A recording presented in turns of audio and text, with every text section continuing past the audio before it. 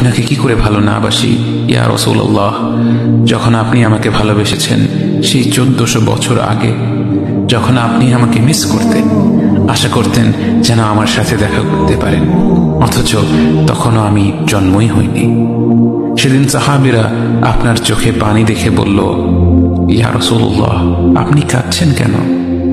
আপনি বললেন, আমার ভাইদের খুব দেখতে ইচ্ছা করছে। সাহাবীরা বললেন, আমরা কি আপনার ভাই নই ইয়া রাসূলুল্লাহ? আপনি বললেন, না, তোমরা আমার সাহাবী। আমার ভাই হলো তারা যারা আমার পরে আসবে এবং আমাকে কখনো না দেখেও তারা আমাকে বিশ্বাস করবে।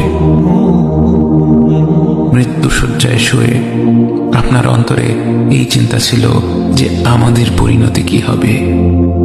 উম্মতি উম্মতি বলতে বলতে আপনি আপনার রবের নিকট ফিরে গিয়েছেন।